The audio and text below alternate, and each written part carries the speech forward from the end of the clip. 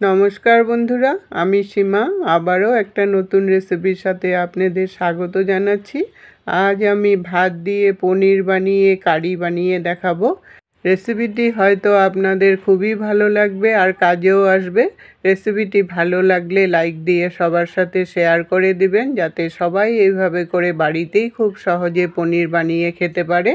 আসুন চলে যাই, আমার রেসিপি দেখে নিই।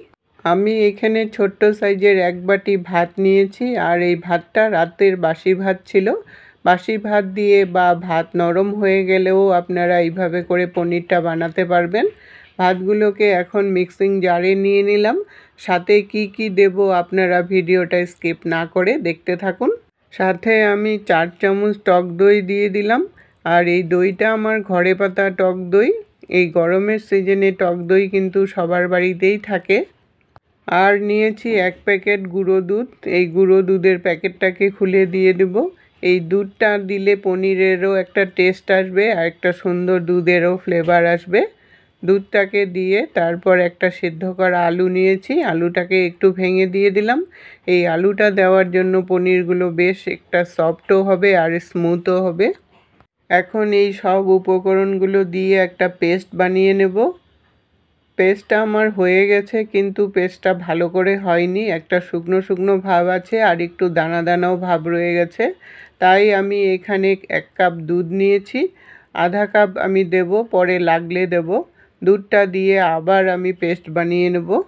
পেস্টটা আমার হয়ে গেছে, একটা ঘন স্মুথ পেস্ট রেডি হয়েছে। এতটা ঘনও কিন্তু লাগবে না।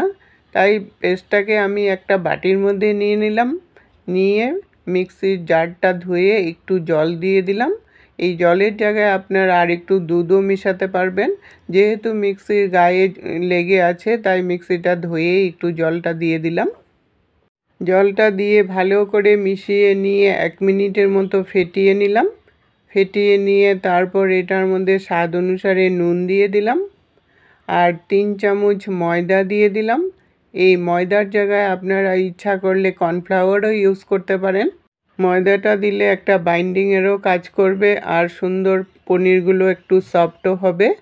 ময়দাটা দিয়ে ভালো করে মিশিয়ে নিয়ে আরও 1 মিনিটের মতো ফেটিয়ে নিলাম।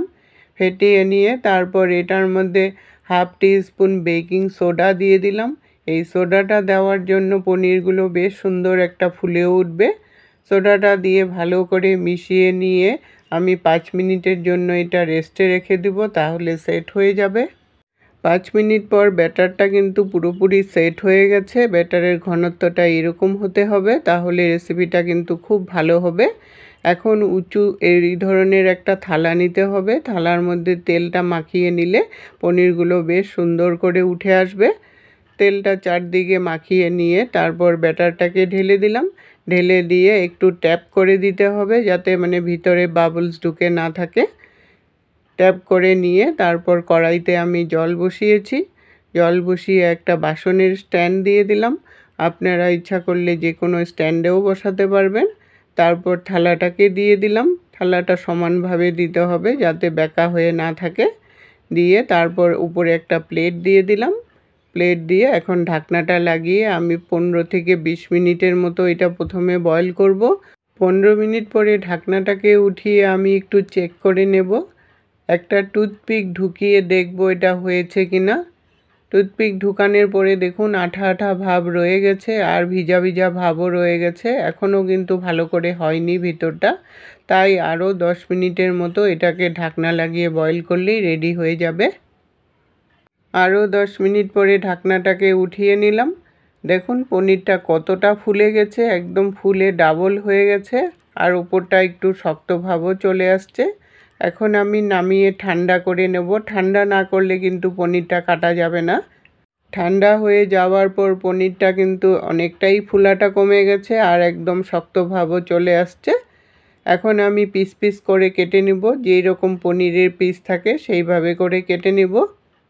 দেখুন লাগছে না একদম দুধের পনির? দেখে মনে হচ্ছে কি ভাত দিয়ে পনির বানিয়েছি এটা। পিস পিস করে কেটে নিয়ে যেইভাবে আপনারা তরকারি বানান সেইভাবে করেও বানিয়ে নিতে পারেন, কিন্তু আজ আমি সিম্পলভাবে যাতে খুব সুস্বাদু একটা তরকারি হয় সেইভাবে করেই বানিয়ে দেখাবো। সবগুলো পনির পিস করে কেটে নিয়েছি। পনিরগুলো দেখুন কতটা সুন্দর হয়েছে আর একদম সফট হয়েছে। এখন আমি অল্প পরিমাণে পনির নিয়ে তার মধ্যে স্বাদ অনুসারে নুন দিয়ে আর সামান্য পরিমাণে একটু হলদি পাউডার দিয়ে মেখে রাখবো 5 মিনিটের জন্য। হলদি আর নুন দিয়ে একটু মেখে রেখে পনিরগুলো ভেজে রান্না করলে খেতেও ভালো লাগবে। আর আপনারা যদি ইচ্ছা করেন না ভেজেও রান্না করতে পারবেন, কিন্তু আমার মনে হলো একটু ভেজে রান্না করলে খেতেও ভালো লাগবে। কড়াই বসিয়ে 4 চামচ রিফাইন্ড অয়েল দিয়ে দিলাম। রিফাইন্ড অয়েল দিয়ে প্রথমে পনিরগুলো একটু ভেজে নেব। তেলটাকে ভালো করে গরম করে নিয়ে তারপর পনিরগুলোকে একটু ভেজে নেব। 2 থেকে 3 মিনিটের মতো পনিরগুলো হালকা ব্রাউন কালার যতক্ষণ না হয়ে আসে ততক্ষণ পর্যন্ত পনিরগুলো ভাজা করে নেব। পনিরগুলো ভাজা হয়ে গেছে, হালকা ব্রাউন কালার চলে আসছে। আমি এখন নামিয়ে নিলাম। এইভাবে করে বাকি পনিরগুলোও ভেজে নামিয়ে নিতে হবে।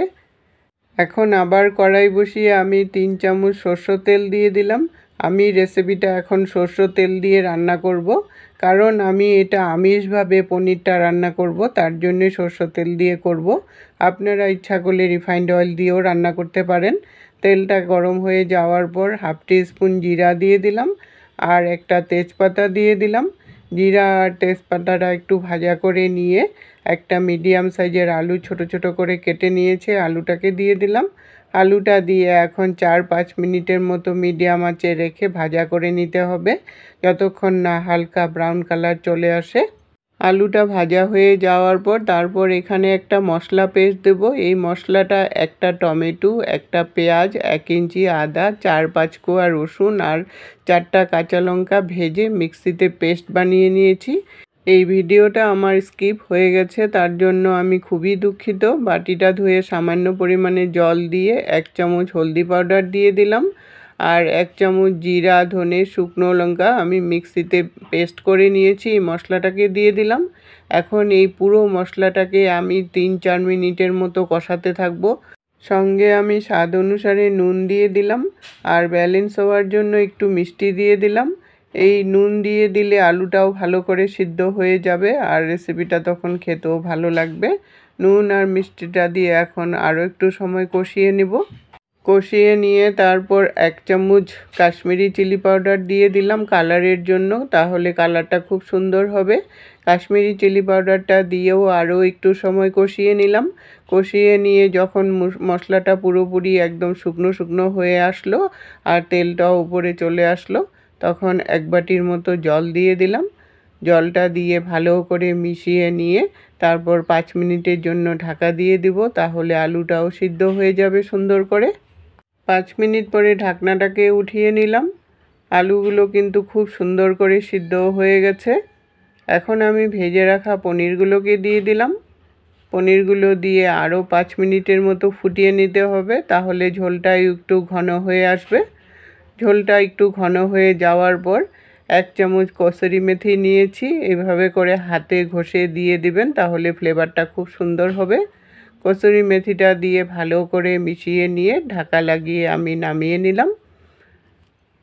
ভাত দিয়ে যে এত সুন্দর একটা পনিরের রেসিপি হয়, আপনারা না বানালে না খেলে বিশ্বাসই করতে পারবেন না। আজকের টিপস, পনির ভেজে নুন আর চিনি জলে ভিজিয়ে রাখবেন, তাহলে পনির খুব সফট থাকবে। এতক্ষণ সঙ্গে থেকে বহুমূল্য সময় দিয়ে আমার ভিডিওটা দেখার জন্য অসংখ্য ধন্যবাদ বন্ধুরা।